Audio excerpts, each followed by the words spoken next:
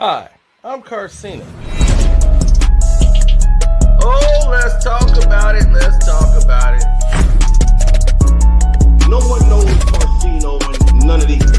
There's so much going on in the world, and I'm just giving my 2 cents on it. Go in and do a raid at someone's house, but you don't have an arrest warrant for them.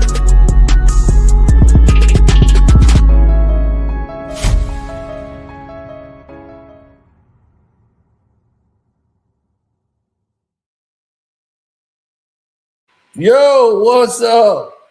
All ball reacted to it, but man, that was hilarious. I saw Grant Williams, and he gave the most eloquent speech ever. It was the perfect thing to say.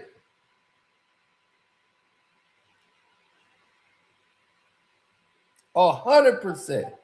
Because it gave the whole world the opportunity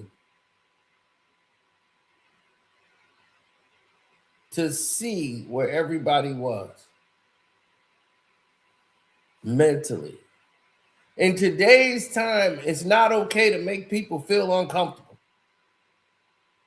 Everybody wants everybody to be nice and civil and passive aggressive. So the fact that when you see somebody that's making you uncomfortable, they're automatically the bad guy. So the Hornets was trying to intimidate the Detroit Pistons to show them they're not scared. They forgot they had a basketball game to win. And they fell into the fake trap of trying to prove something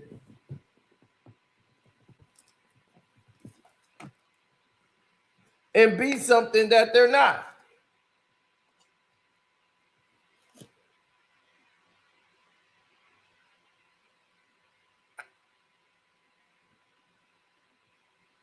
And while they were trying to be something that they weren't and what they were not, all hell broke loose.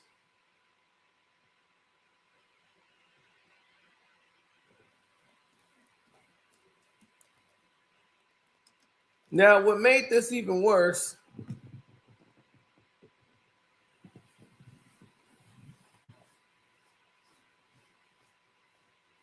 and what capped this all off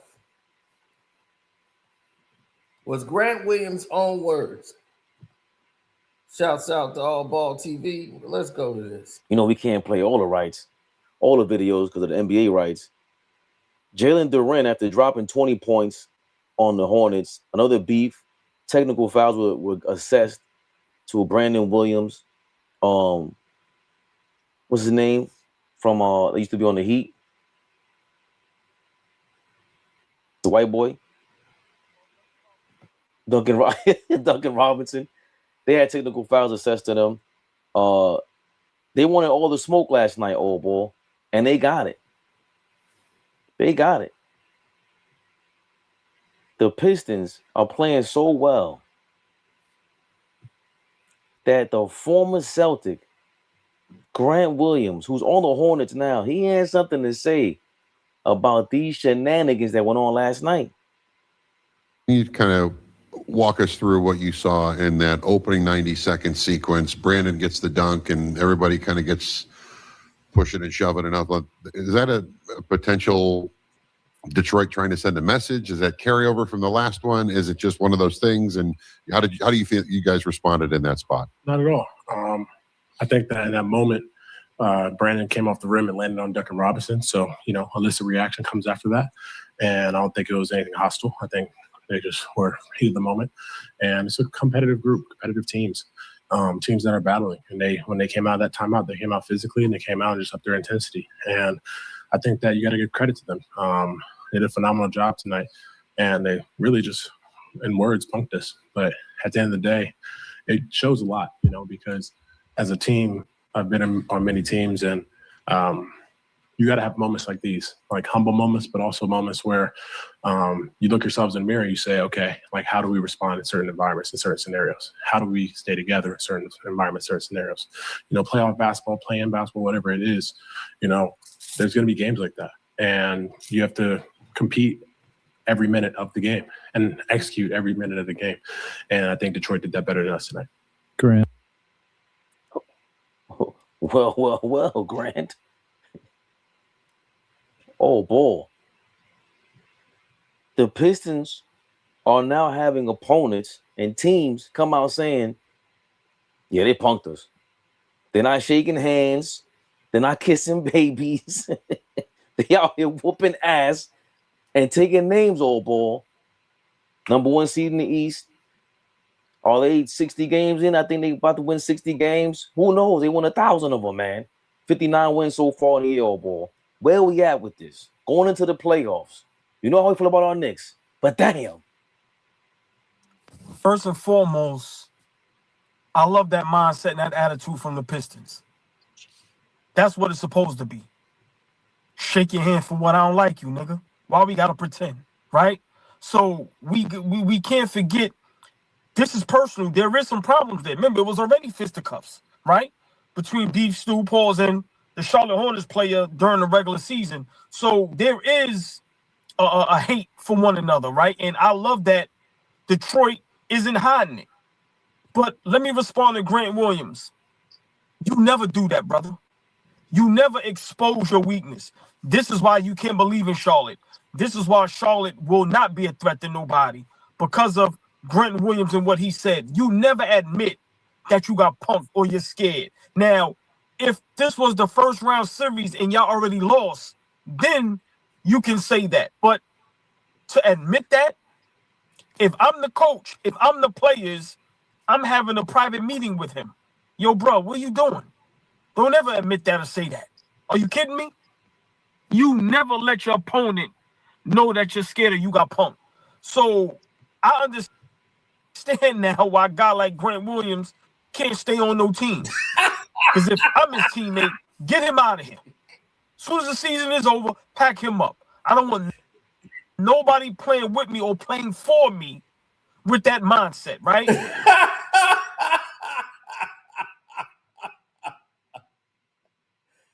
Hey, all ball. Look, hey, let me tell you something.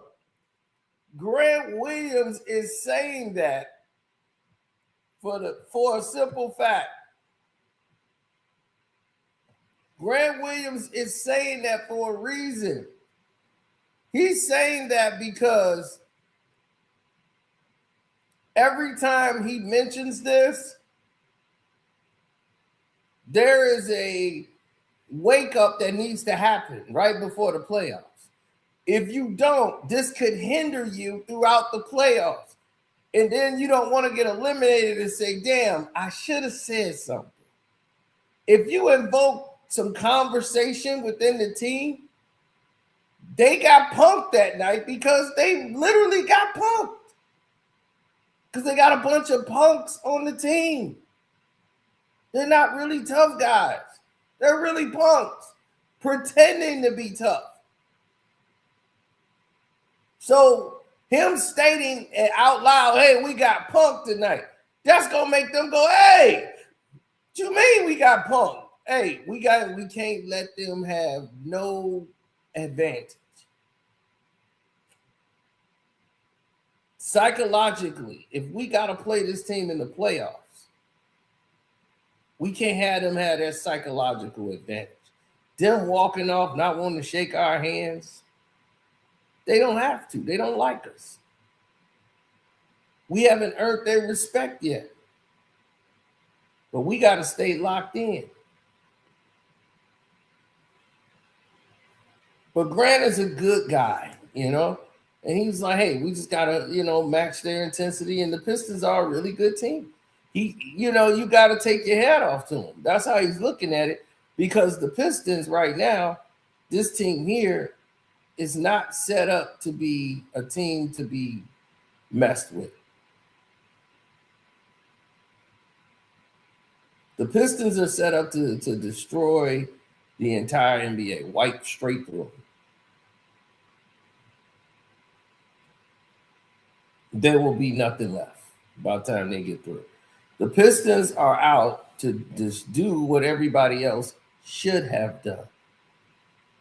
And that's the problem we have here on the horizon.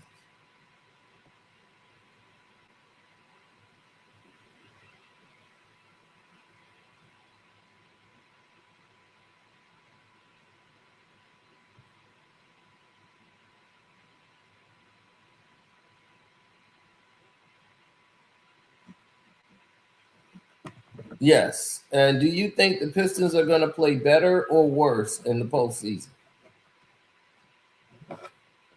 Why do people keep thinking that a team in the play-in got a shot at beating the number one team in basketball damn near? There's a reason they're in the play-in. There's a reason the Pistons are number one throughout the season.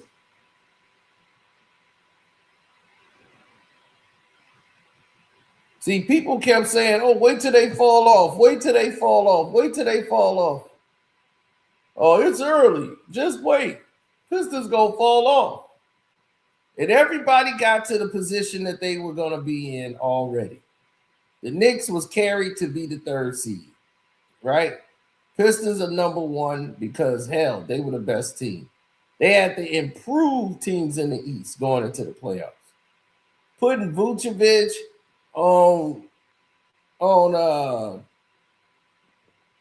putting Vuce on Boston. They had to give the Knicks some ancillary players. They had to give Cleveland James Harden and Dennis Schroeder. I'm like, damn. They had to give Kobe White to the Charlotte Hornets. Mostly all players to the East. It's like we need all hands on deck in the East because Detroit is running everybody rampant. Their team is so good, their third string team is beating the starters. What is going on here in Detroit? We got to stop this now. Assemble.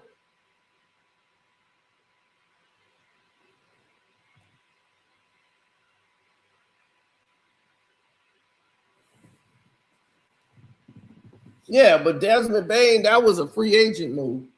Well, it was a trade that happened in the offseason. I'm talking about what happened right at the deadline.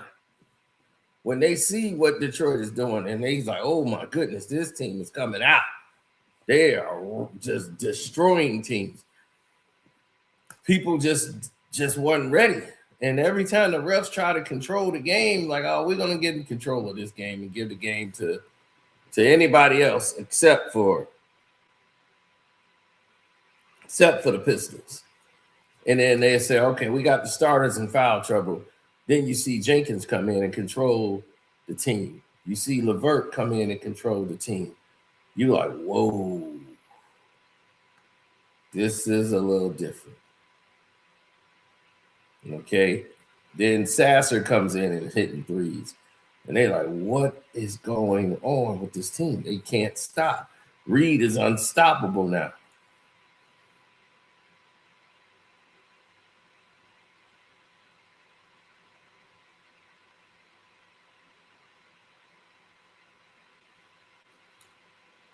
So when you see certain things that just don't make a lot of sense,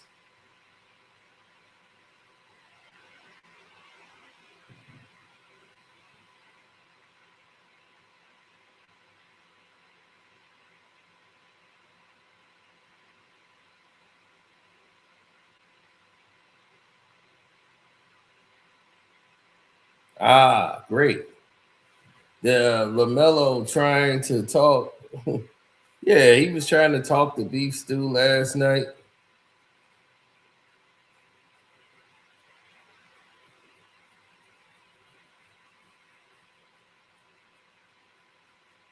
Yeah. LaMelo Ball can only be what he is. Okay, he's a flashy guy. He likes to be jazzy, flashy, but to win an NBA championship, you have to have poise, you got to have control, and you got to know how to execute when it is time to put the game away, run winning plays.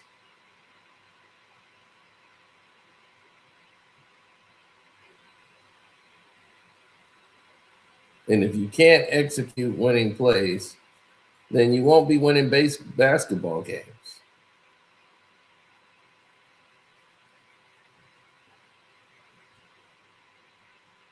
You know, Beef Stew already showed what he is. He's proven what he is.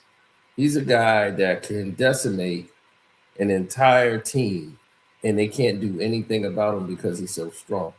Look at the way he defended Mitchell Robinson. He made Mitchell Robinson look like a baby. He made him look like a baby when they played. There was no lack of anything. We didn't have Duran for two of those games. Duran didn't even play.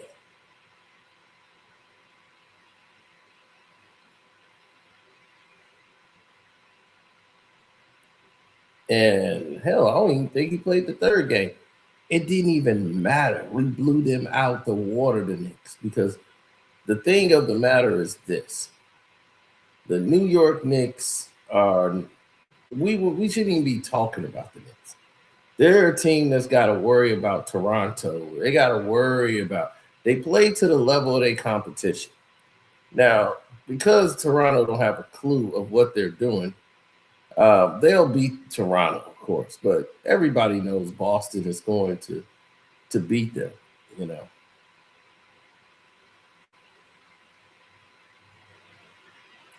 Yeah, Boston to get rid of the Knicks. That's not a problem. So, and let's say they do get back Boston, right? That means they're ready for the Pistons. And they said, well, there's no guarantee y'all going to get by whoever y'all play in the first round, whatever, right? So we get past who we play in the first round, right? Now we got second round. Everybody assume it's going to be Cleveland. Okay, and Cleveland is going to be the ones to beat us. Right? Whoop-de-on-do.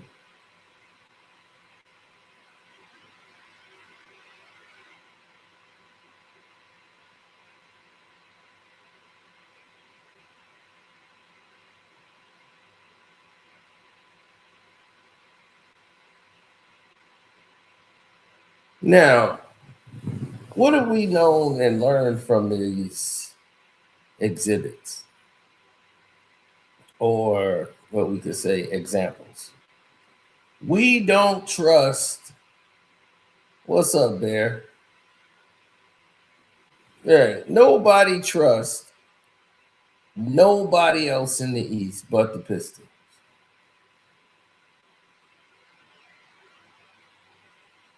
And why do they trust the Pistons so much? Because we do what we say we're going to do. No doubt.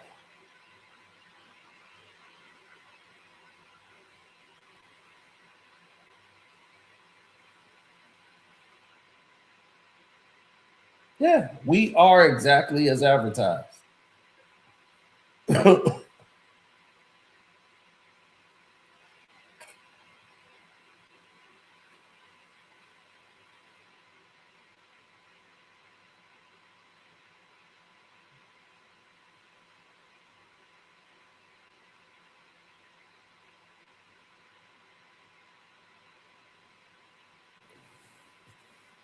Yes, we're as advertised, without a doubt.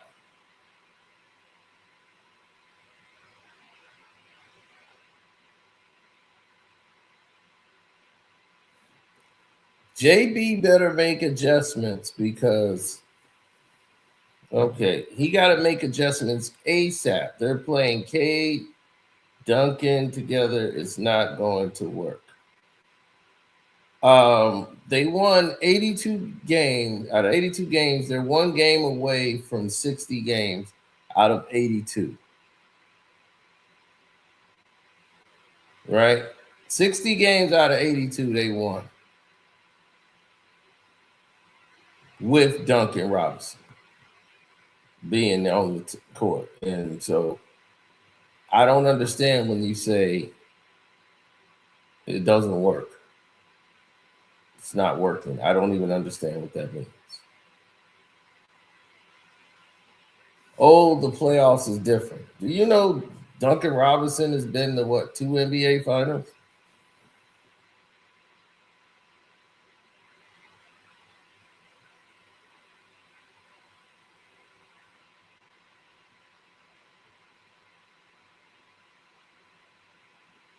So when you say it doesn't work, I just don't know what you mean.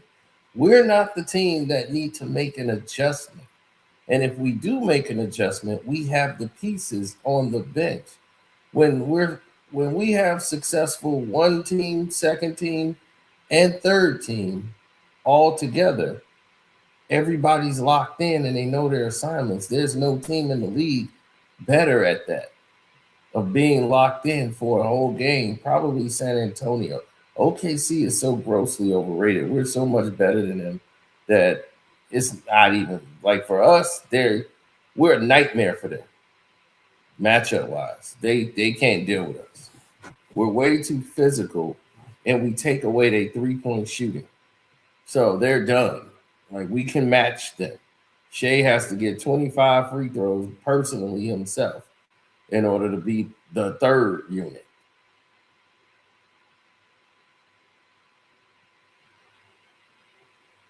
We give them fits. The Spurs are the team that we hadn't played them in a while. So we have to get experience playing them in their style of play. And the way they play gives us fits, because the way Champagne play and Harper off the bench, those guys and the adjustments they make gives us some difficulty when we have to depend on our back line that's smaller. Guys got to rotate and help out and help Cade out.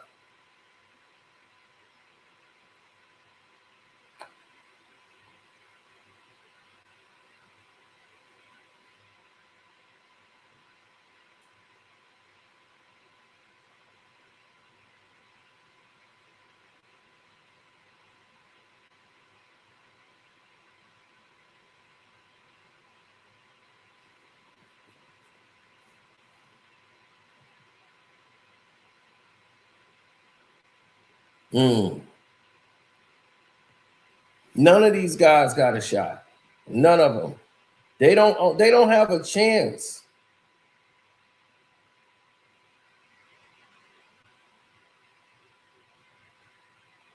How are they going to make the right adjustments? They don't know what they're doing.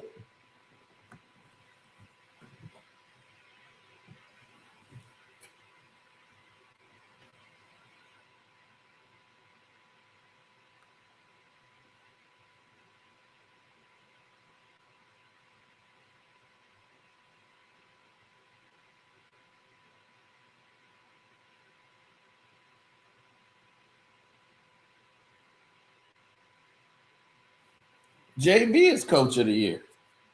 He was coach of the year last year, and he's coach of the year this year. What? The guy from OKC shouldn't have got it last year.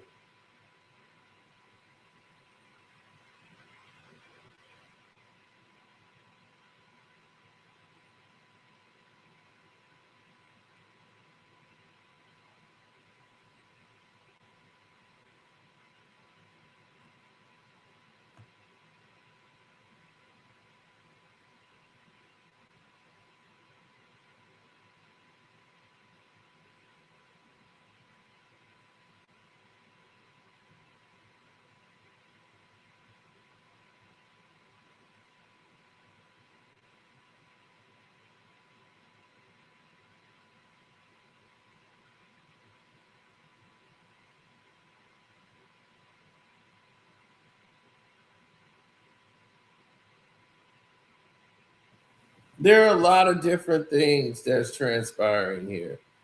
When you start talking about the game itself, oh yeah, it's a lot of things that's gonna happen, like changes. So I'm not worried about it.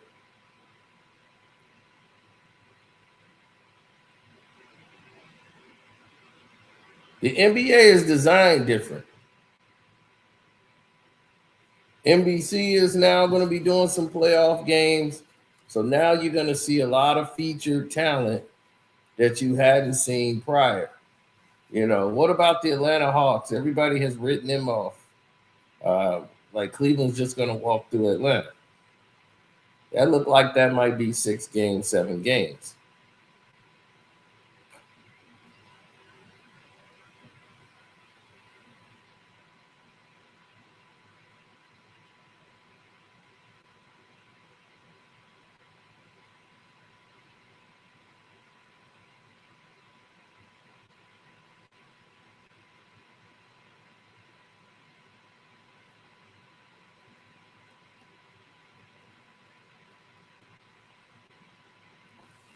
Well, that's how all ball and them was taking it. Like they're like, get the guy off the tee.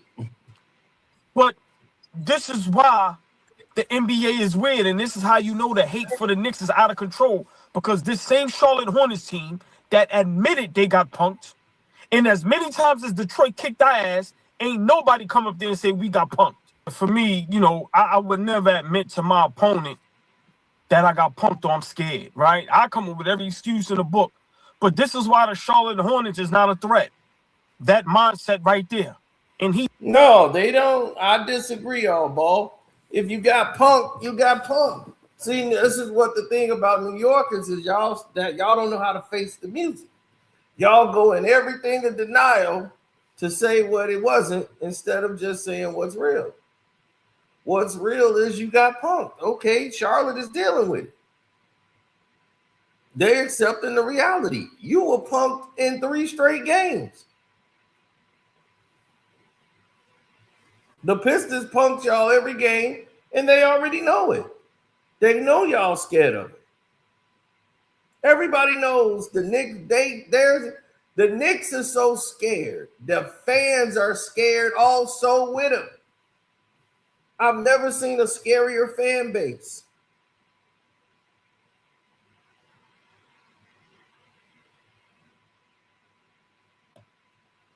Who said they closeted punks? No, the Knicks are punks, period. And their fan base is scared. They'll be, no, we want Detroit. Bring on Detroit. No, yeah, you want to get to the Eastern Conference Finals again. And that's cool.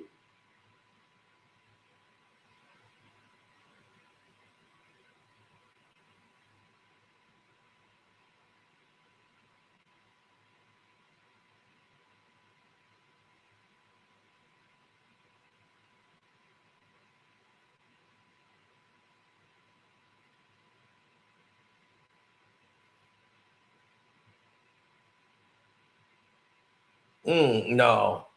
You really feel that way?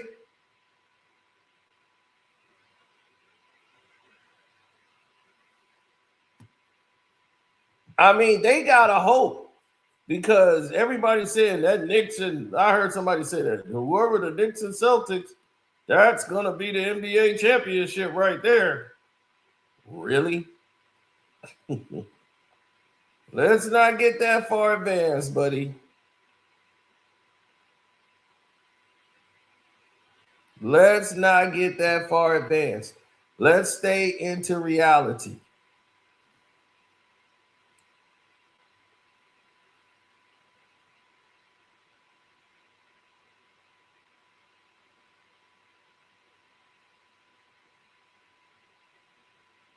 I love it when people say, we got to see what the Pistons going to do in the playoff. It's going to be the same as the regular season.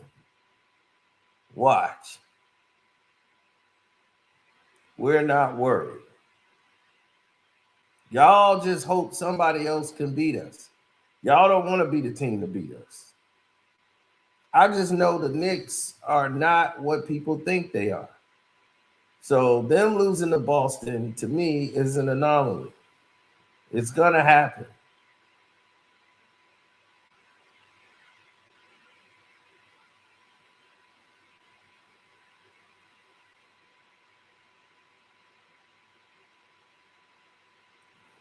Well,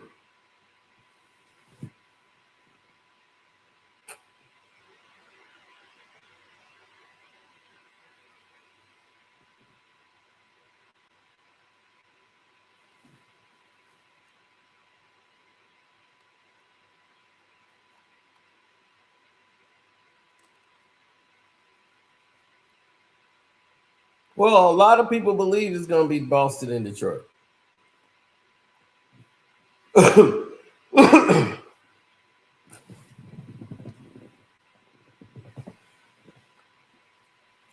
They don't feel that the New York Knicks are even in. They're too, what do you call, sporadic.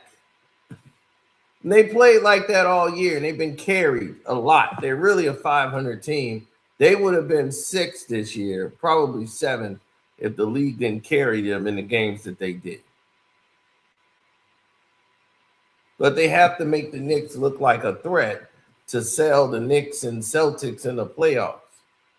The Knicks come in at the 6th seed and they play Boston. It kind of takes some sting off of it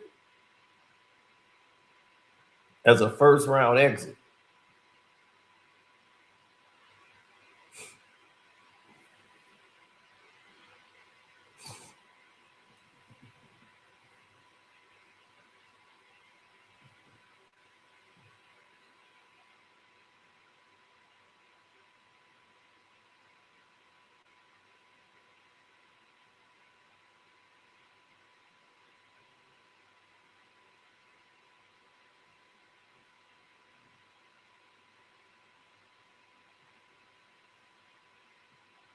So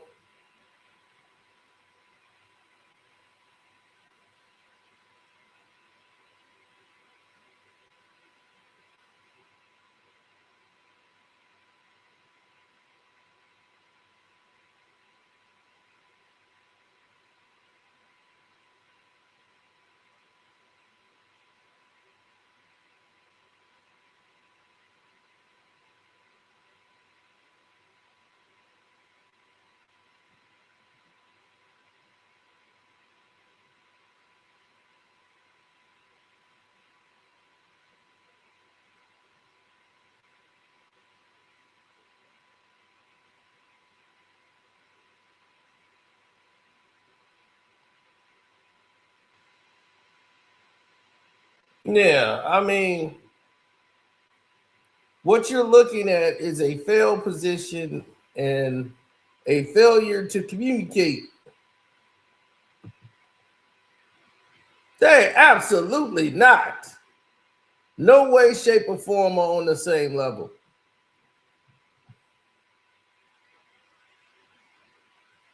Why would you rate somebody like the Charlotte Hornets on the same level as the Detroit Pistons? It's crazy to me. Y'all give Charlotte more respect than y'all do the Pistons, and they're in the play-in. They're not even in the playoffs yet. And yeah, they've been whooping teams and whooping everybody, right? Except Detroit.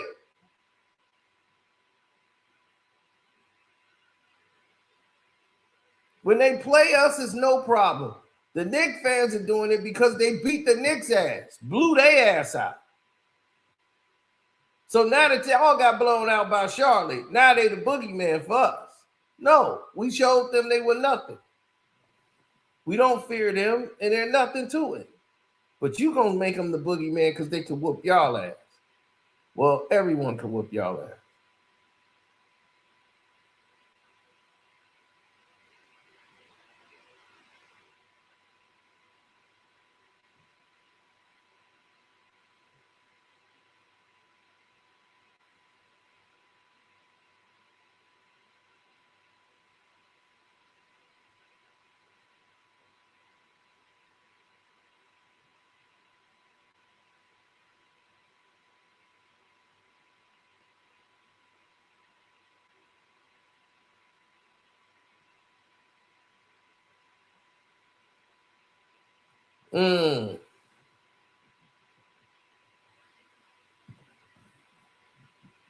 Well,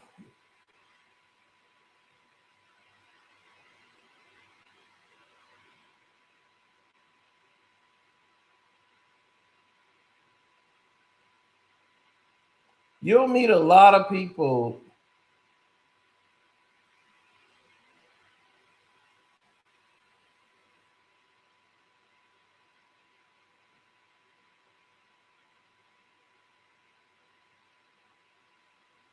Yeah, you'll meet a lot of people with that kind of analogy.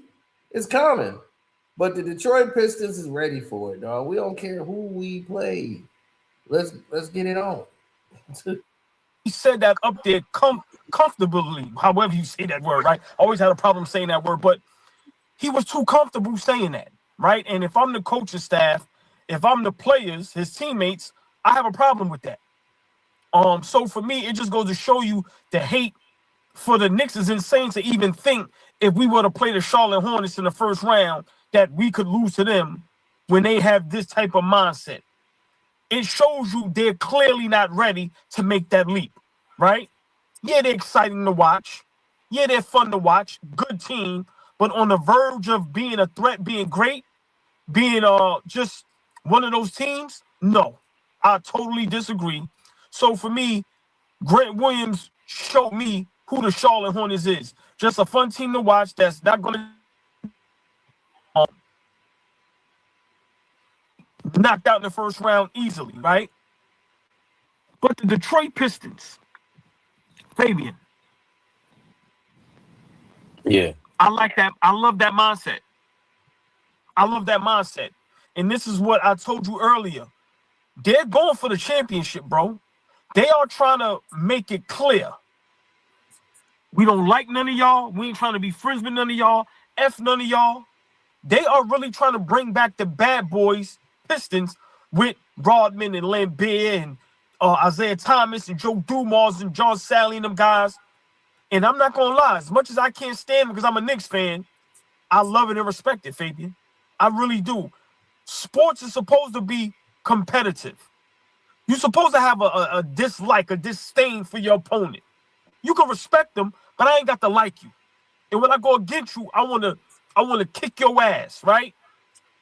And I love that mindset. So I have no problem with what Detroit did to Charlotte, especially knowing that there is some animosity there, right? You see that?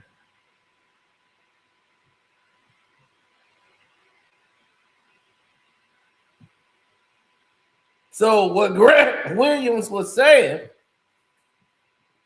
don't really mean anything.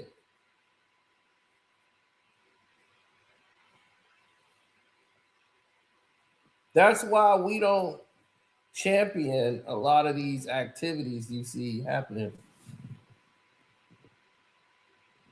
with a lot of these other people. We don't really champion a lot of them. A lot of these teams aren't built for the trenches.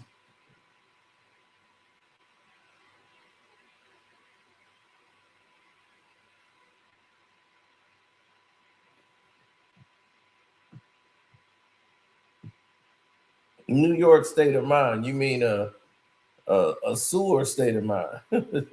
But no, they respect the Pistons. Fabian and them, they respect, like, this is what it means to actually make something work, or the way the team is. They wish the Knicks had that.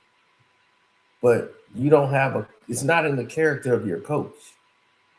When he was with Cleveland, JB in Cleveland, he turned Cleveland all the way around.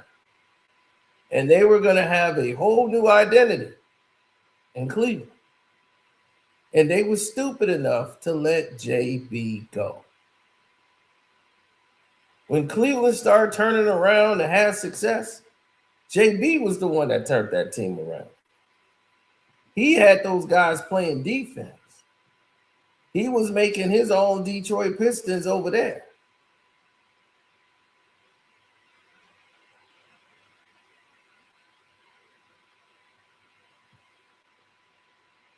And right when he had guys playing defense and doing great,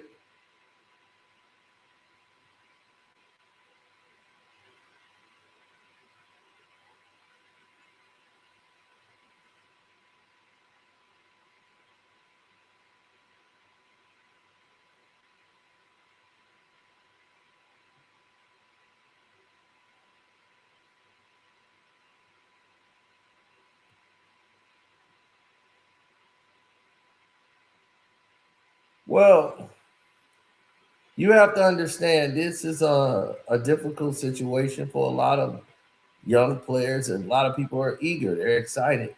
So the play-in tournament that they got going on to make the people who's at the top seed gotta wait to just see who they're gonna play. It changes the game plan. So you can't game plan now. All you do is play your style and watch who gotta adjust to it. And everybody's like, Orlando is the team that's gonna give you. We're not worried about the Orlando Magic. We're not worried about the Miami Heat. We're not worried about any of these teams. And everybody else would have to worry. I feel Miami's got experience. Playing them will be tough for us.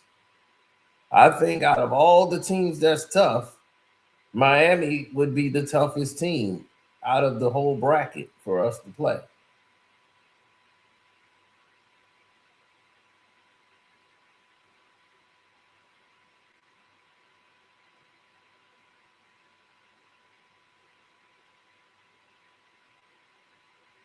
The thing about Miami is they're a defensive oriented team. So they go from defense to offense. So they's like, okay, we know how to stymie what you want to do, and we have enough guys that you need to worry about on our end. So for us, if we play Miami, yeah, that's a more serious task, but I think we're up for that task. And that we're a better team than them. We have better personnel that makes decisions down the stretch. I just don't see Tyler Hero being the hero.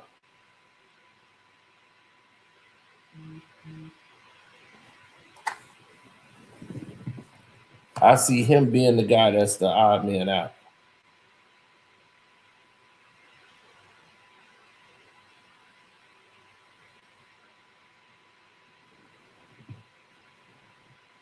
That's just how I see it right now. I don't know how you can say that. I'm very calm, but not emotional.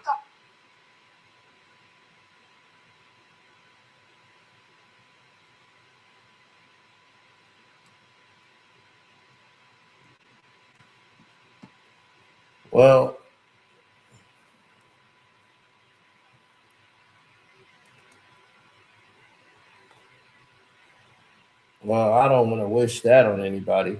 If they get a season-ending injury,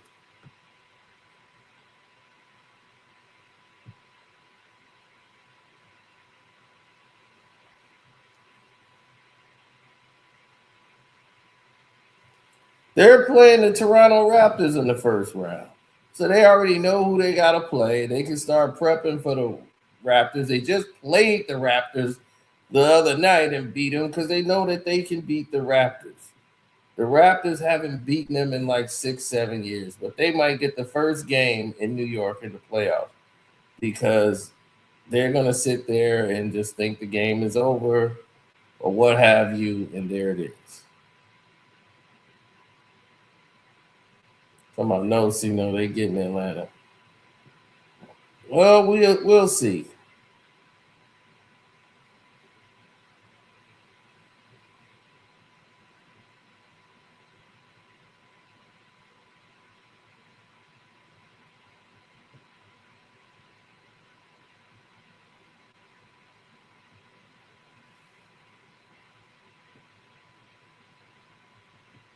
But I think it'll be Toronto. It's better.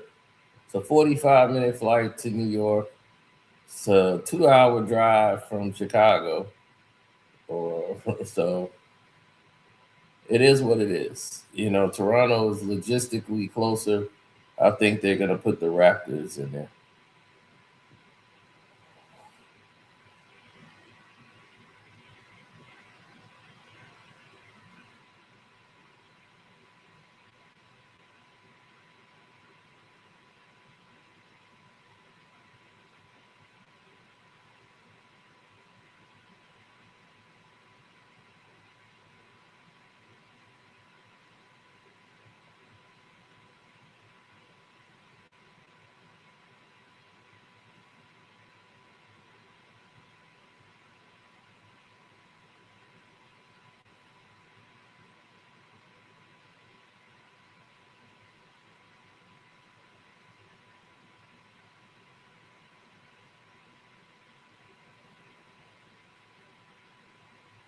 There are a lot of people who don't understand a lot that's going on.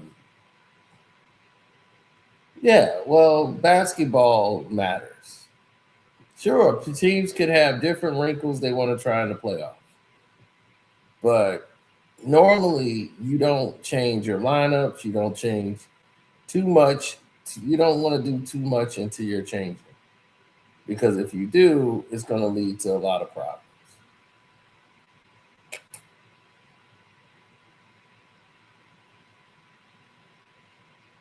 Too many changes too rapidly leads to you sabotaging your team. And as fast as coaches get fired, shoot, coaches are out of there so quick.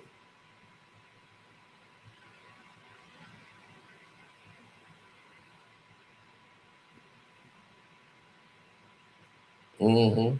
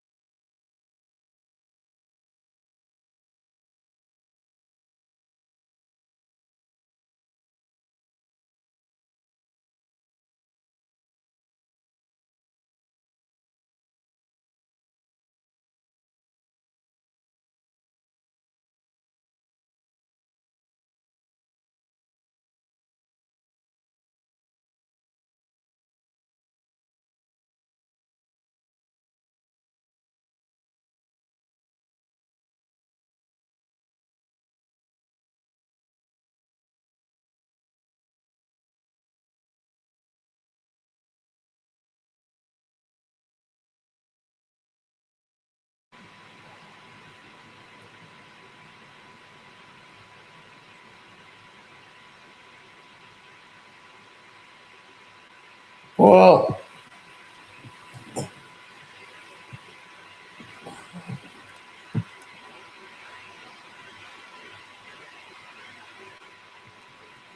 yeah, it's so many different anomalies that happen like in a basketball game. So what you were saying, I could see. Oh, okay.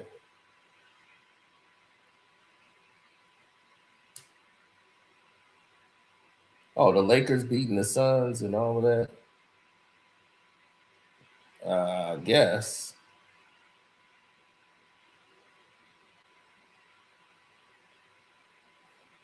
if we want to look at it from that angle, it's like, who cares? The Lakers won a regular season game with the Suns because they needed the Lakers to win that game. Period. That's the only reason it happened.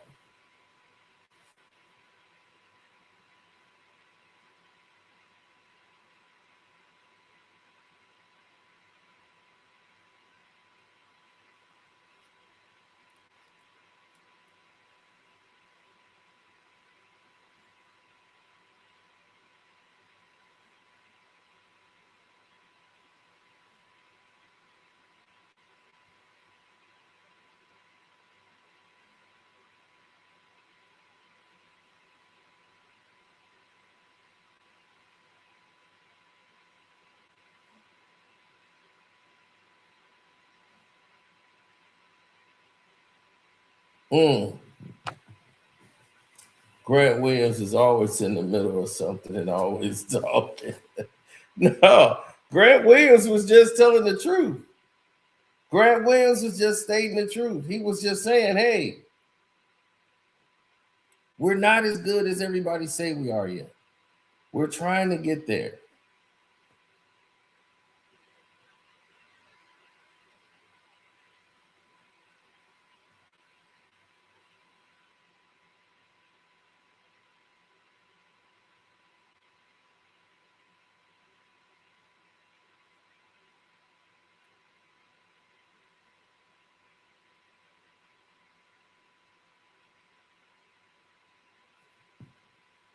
Mm.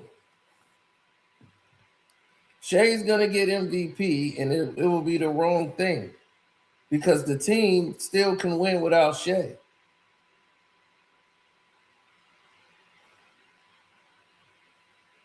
And he doesn't. They were like, "Oh, he's shooting 39% from the field." Here's my top 5 MVP race. And here's what people don't know. We're going to discuss it tomorrow about the 65 game situation.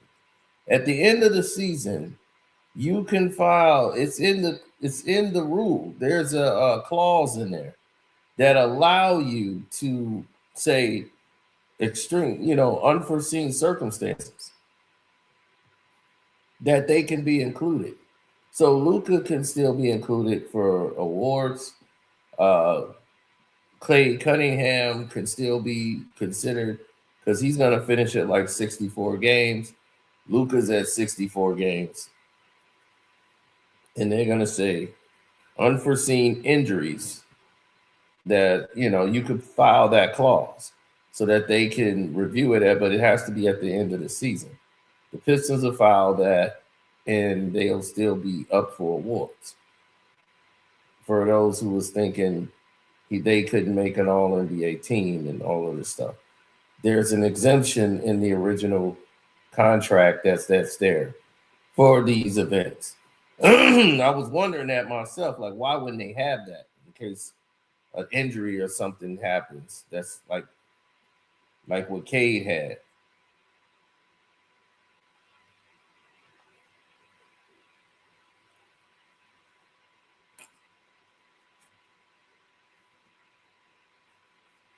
Right, but if you see somebody load managing, or I got soreness in my leg and all that, that's different.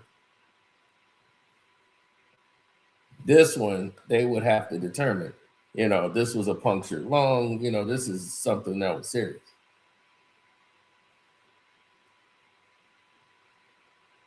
So if I'm looking at the MVP race, I would say if I'm doing my top 5, all y'all could do y'all top 5 too in the chat. I had already dropped the link if y'all wanted to come up here and do the top 5, but I did top 5 already.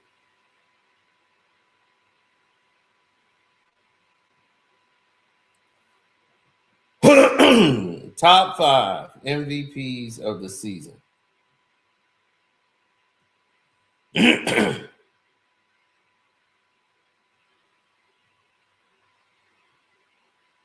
I would say Jokic is number 5.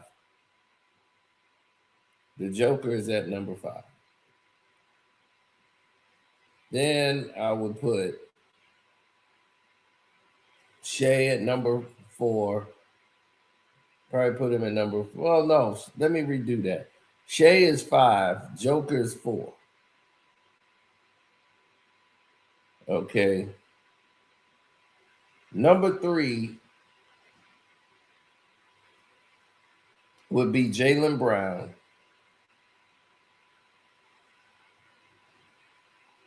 Number 1 would be probably Wemby.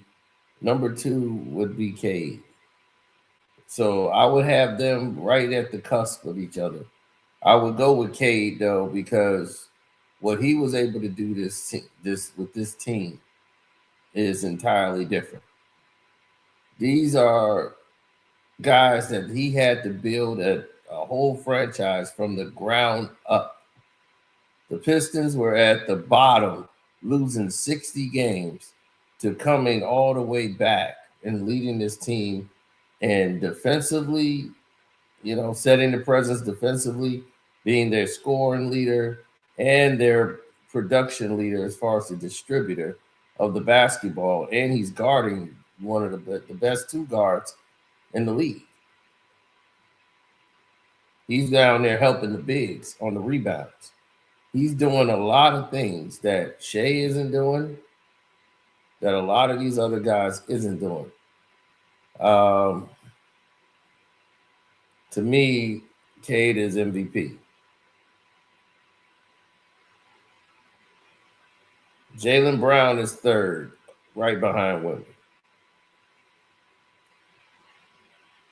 But Jaylen Brown over Shea any day. Jaylen Brown had to lead this team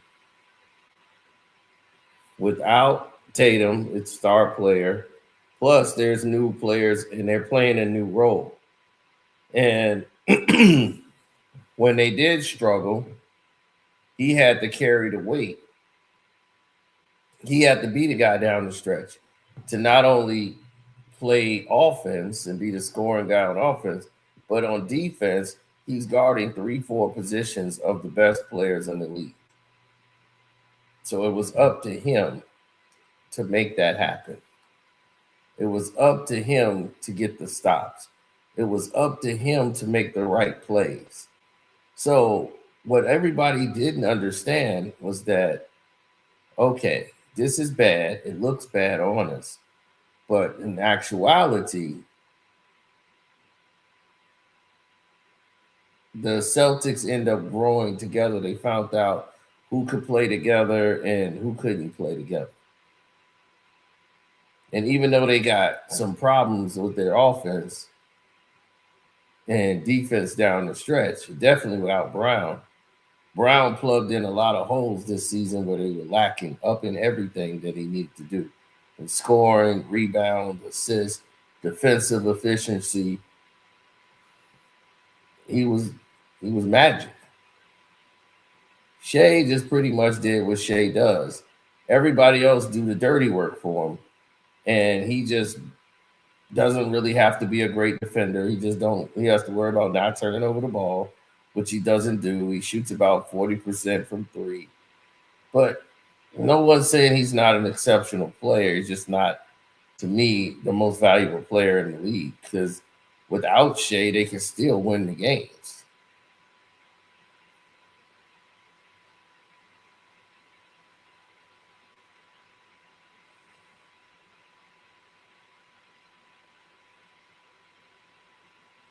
Yeah, that Just for Men spray dropped Jaylen Brown down a couple of points.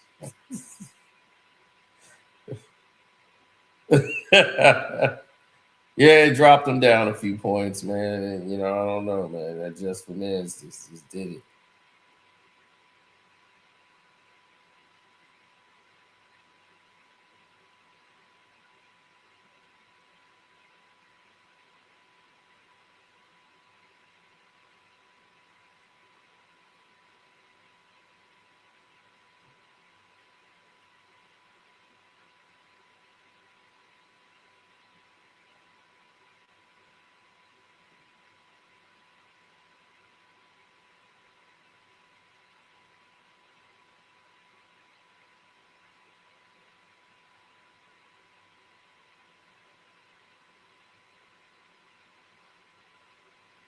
Yes, when you have people that are not accustomed to getting things done the right way and they want to take shortcuts, then you're left with this kind of nonsense,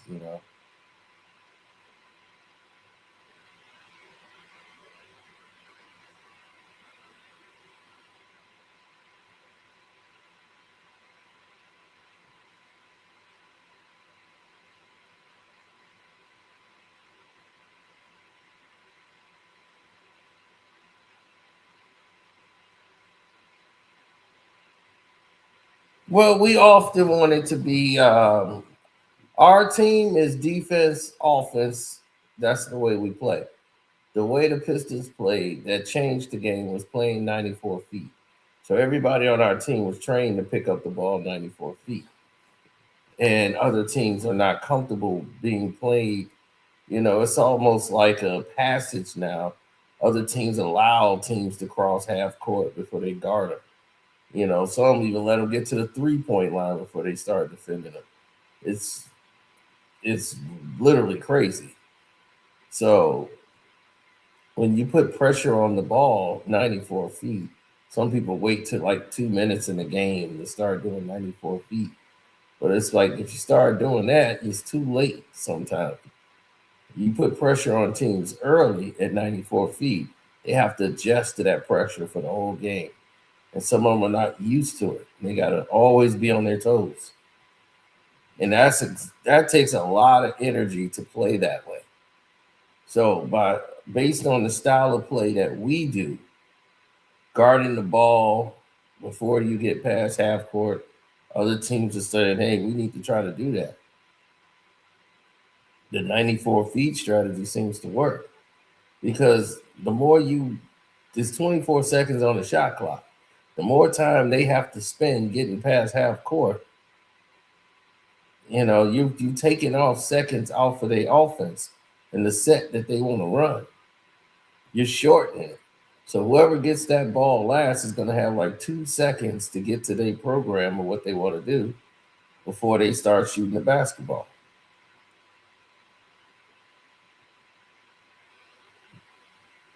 They're going to give Defensive Player of the Year to Wemby. He's going to be MVP and Defensive Player of the Year, in my opinion. But they might give it to Shea. I don't know. I'm just like, if you give it to Shea, it doesn't make sense.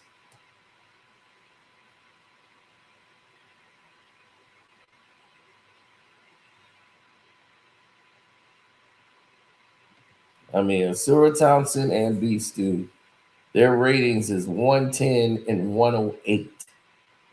That means very efficient in defense. Beef Stew leads the whole NBA in percentages of players who don't score on him.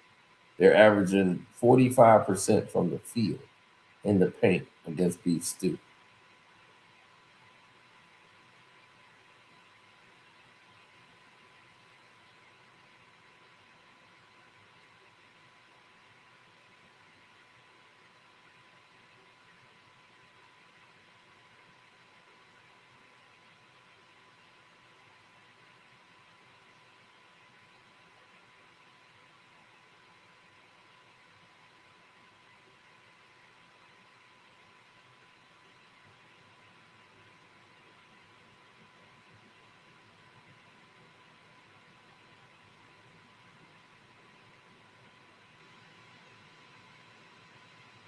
Mm.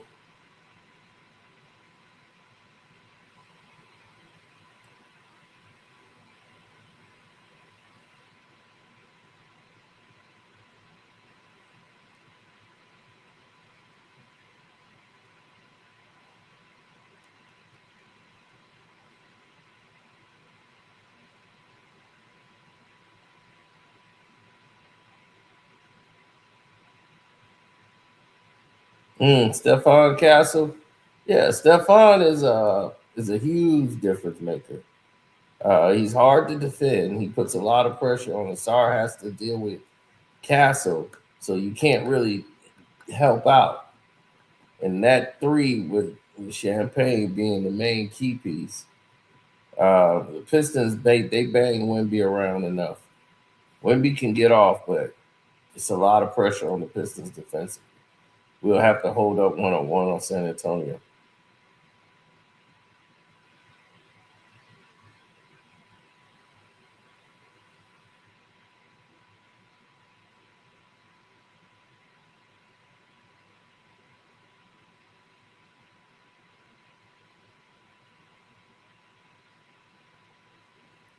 Yeah, good nucleus.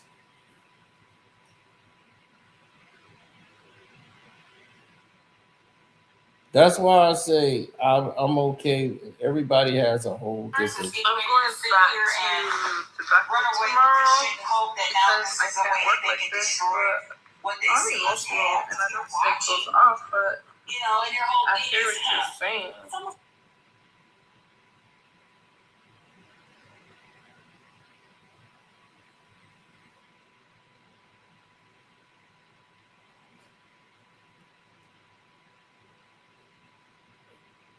Yeah.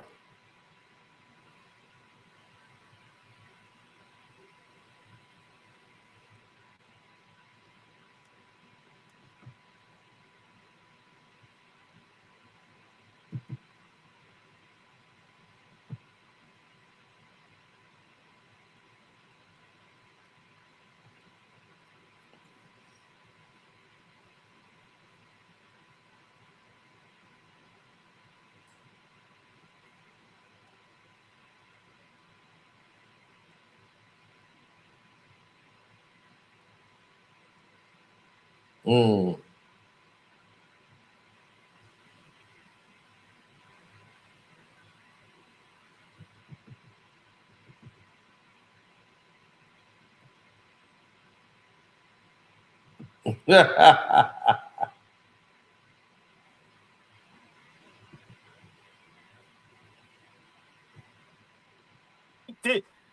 There's a I don't like you there.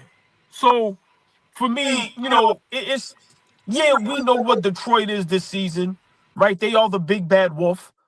But to me, this says more about the Charlotte Hornets that everybody needs to slow down, stop glazing them, stop thinking that they are actually a team that's going to compete and give a Detroit Pistons or Knicks or Boston Celtics a problem in the playoffs when they never been there, and clearly they are getting punked in admitting it. Anytime you can admit that, pack your ass up. You already lost whatever series you're going into. And then now whoever you're playing in the playing, you gave them that much confidence to understand, oh, we can punk these dudes. Yeah, they athletic. Yeah, they fun. Yeah, they a solid team. Got a good coach. But if you do this certain thing or play this certain way, you can punk them and pack them up. So for me, Grant Williams, you just gave the answer to the Charlotte Hornets quiz. Y'all punks. Get your ass up out of here. So everybody slow down with the Charlotte Hornets glaze. Nothing to believe yet. They're at least 2 pieces away. Yeah, I'm with you 1,000%. I think Grant Williams has been on this many teams. He's been looked at as a clown every stop that he's ever been in. He's obviously an NBA player, but you can't sit there and admit that they punked you, and they are punking you. We all see it, but who's in that locker room? Charles Lee, you came from the Celtics. LaMelo Ball, again, he can be kind of silly. Last night, he passed up on a layup, and then with 2 guys on him, he had a clear layup and then ran to the corner for a 3-point shot. He made it, but it just, he came down celebrating, and it was just like, you guys are on a serious organization. And this is after the Celtics beat them, and Jaylen Brown he went back and said, yo, the Hornets kind of remind me of us. And I don't think so at this point. I mean, the Conker nipple is bust so much he could cover up, because I think we all love him as a talent, and he balances that team out. But I just really believe those are the veteran guys you can't have around. Someone like a Grant Williams, he's sitting there just saying something like this about your organization and about his teammates. He's saying that about himself. That means you got punked. What are you talking about? What are you talking about right now? So you're admitting that they punked you. You're supposed to be a guy that stands up to them. So if I'm the Hornets, all that talk about we can beat the Pistons in the first round, I think we can officially say it's out the window overall. That's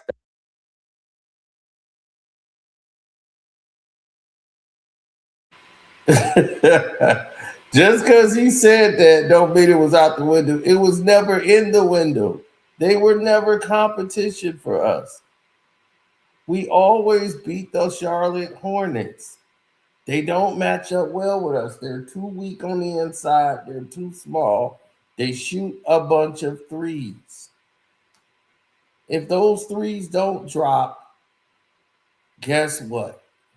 Game over. Most of the long missed threes leads to fast break turnovers. Those are like steals. And then we're going to get turnovers because you guys make a lot of them, meaning Charlotte. They make a lot of them.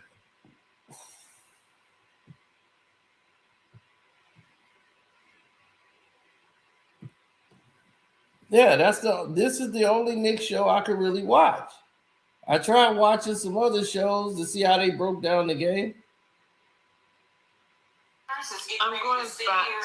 My body hurts right now, because that's what I used to come on here and when something is wrong, I believe in going to a doctor. I used to get all of that shit for free.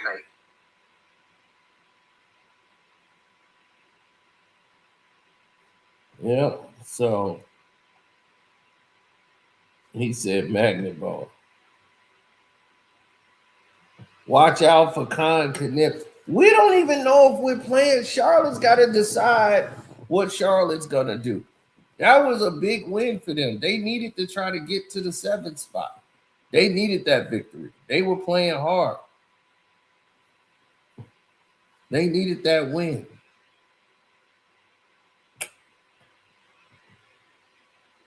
They trying to move up to where they could just win one game and get in.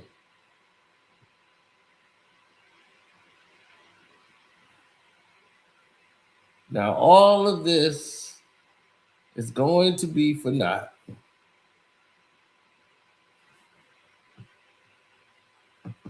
Just wait for it.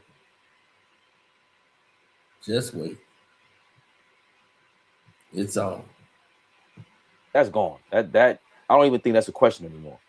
Yeah, but my last point, and you made a great point, right? With Grant Williams knowing the history, right, between Charlotte and Detroit this season, knowing that there were some fisticuffs, there was some suspensions, right? There was almost a brawl. How can you admit that? That's why I said, if I'm your teammate, yo, bro, lose my number. Unfollow me, and I hope you get traded. Like, seriously, like, yo, dog, you can't make that comment knowing that we have a history here. So, yeah, I totally agree with you. I'm pretty sure next season he will not be in a Charlotte Hornets uniform. I highly doubt it. Speaking of, we know this guy's going to be in his uniform, his current uniform next year. And, of course, we got Lou Will out here. The great Lou Will. Lou Magic. Blood and Pepper Lou. Got some things to say about Jalen Brunson's future with the Knicks and a championship? Good players around him. He can be counted on in the most clutch, high-pressure moments. So I ask you this. He's only 29. 0.5 over or under. I'm going over. Jalen Brunson has an opportunity to win an NBA championship, and he just has the pedigree, right? Like, whether he's going to be the lead guy to do it, or whether it's at another point in his career where he goes somewhere else, or more talent comes into New York. I think he has the pedigree of a talented player that plays on both ends of the floor that's going to give himself an opportunity to win a championship at least. So I'm going over. He's off. Wow. High praise from Lou Will, boy. Almighty, how things have changed in just a few days. He said, oh, they want to fuck with me now. What happened a week ago? What changed within a week? I've been saying this. I'm not going to put my brother Fabian and Flea in this conversation because they... Okay, they finna go to some glazing of Brunson. Why he lying? He has zero chance to make the team altogether. And the reason why he has zero chance to win an NBA championship, unless he signs with somebody like possibly Giannis, he needs to be on a super team. And that's because there's no way, shape, or form he's good enough to win it on his own. He's too small, and he's not the kind of point guard. He's an on-ball guard. He can't play off the ball. So this is what limits the team, and defensively, he's a liability. So guys can take whatever they want from him and taking him off the dribble, etc.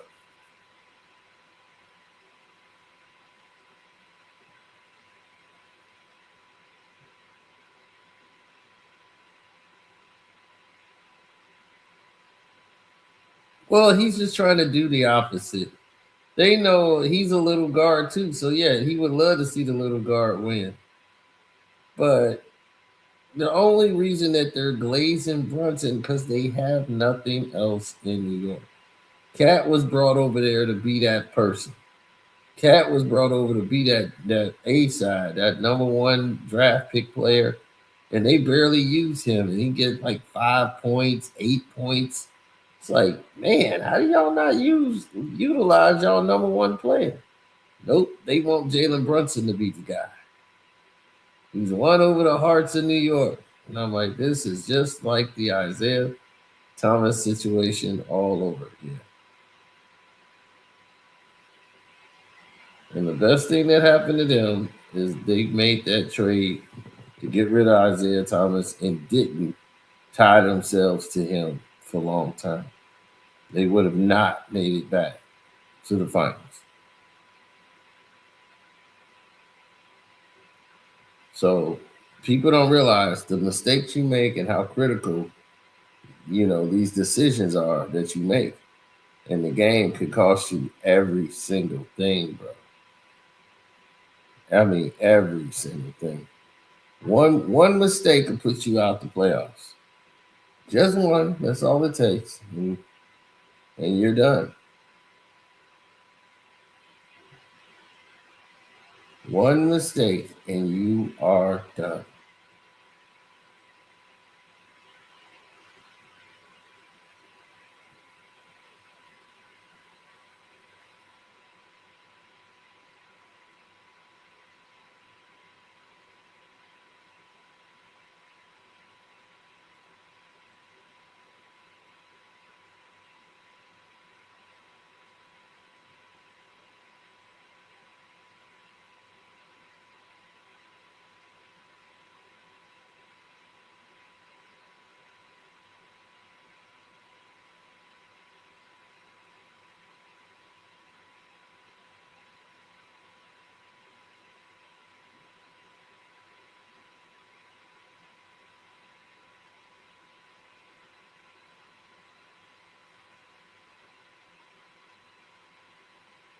Well, there's a lot of things that they say in the budget.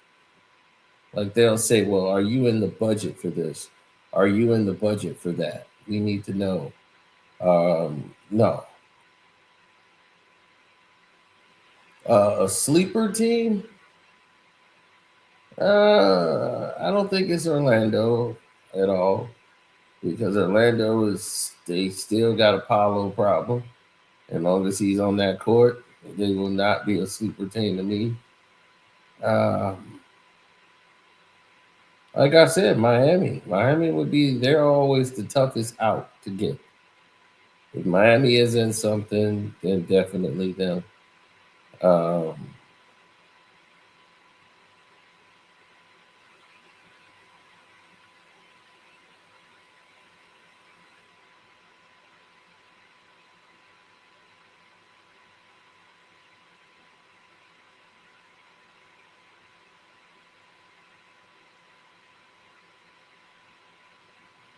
On the West, the Western Conference, if I'm looking at the Western Conference, I'm saying,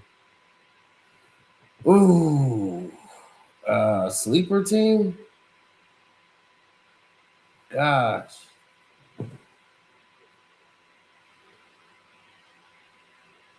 A team that could just go all the way. That no one could expect. The Lakers. The Lakers are the sleeper team who can just go all the way. They got Luka, they got LeBron, they got Austin Reeves.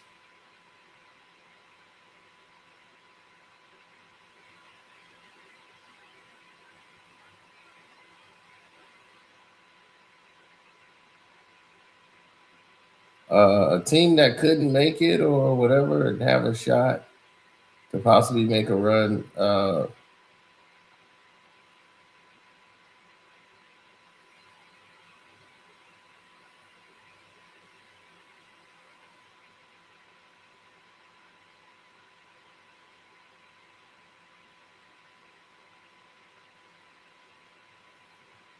Los Angeles Clippers. I think the Clippers have a chance. And the reason they have a chance is because they're actually playing a lot faster than they played when they had James. And they're playing up tempo, and the guys are starting to come together. The problem is they got rid of Zubac, which freed up a lot of money. So they'll be very active in the offseason. Very active. And don't forget, at the end of the year, we got a lot to talk about.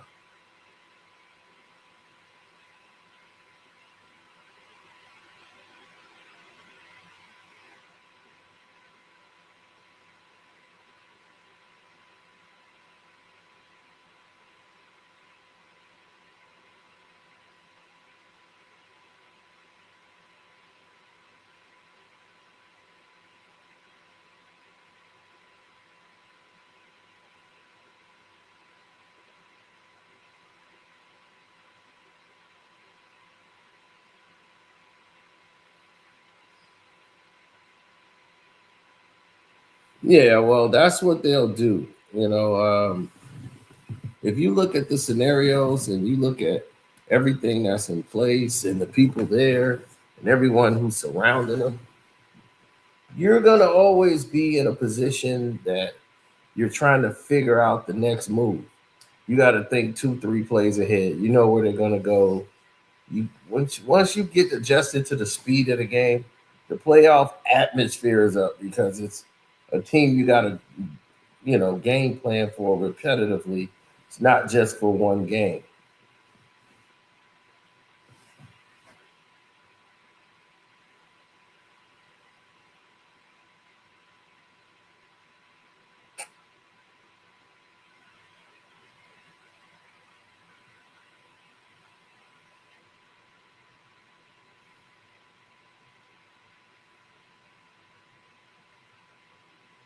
Mm. No, I don't. I don't see it that way. I just don't. I don't give it much thought. When I see some things that I feel is out of bounds, out of line, I just don't give it much thought. So I didn't give that a much thought at all. But the Portland Trail Blazers have a shot to make a run. I don't know. They might, but I doubt it.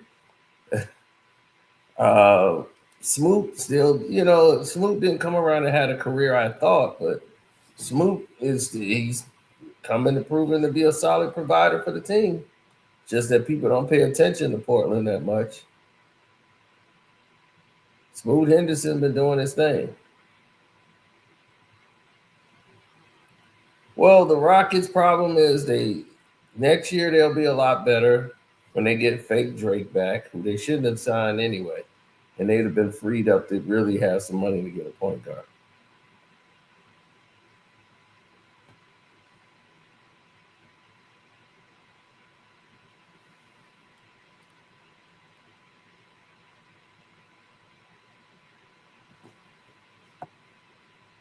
Mm-hmm.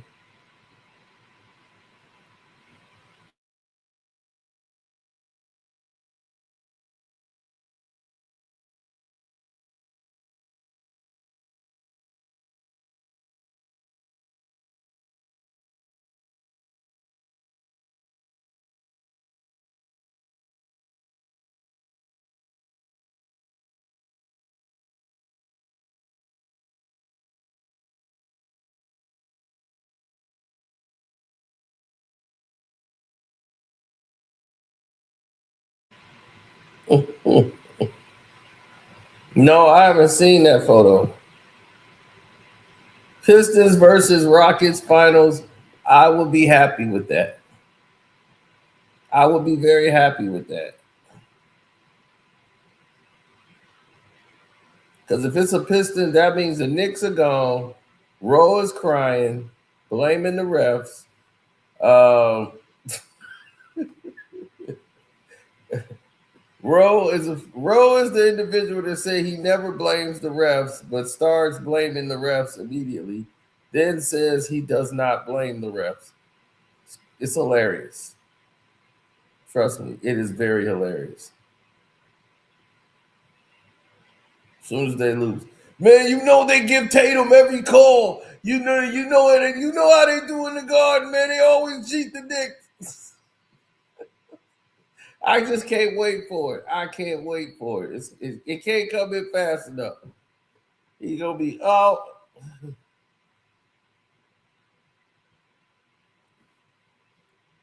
He said he talked shit yesterday. I want the Knicks out as soon as possible.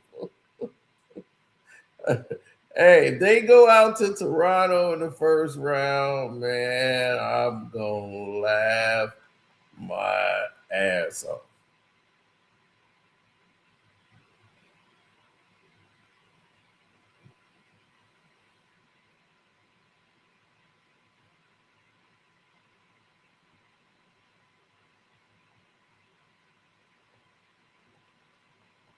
Washington Wizards, 2027 champions, and be like, why?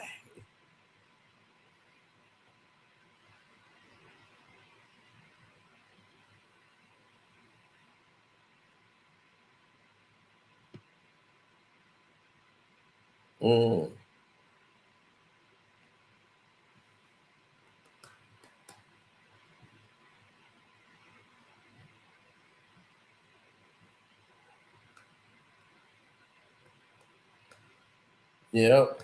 But we'll see, man. I'm gonna get up out of here and let y'all get some sleep, man. So thank y'all for tuning in, man. I don't know what they doing with these notification stuff. They messing everything up right now. I gotta get all this fixed. All right. Peace.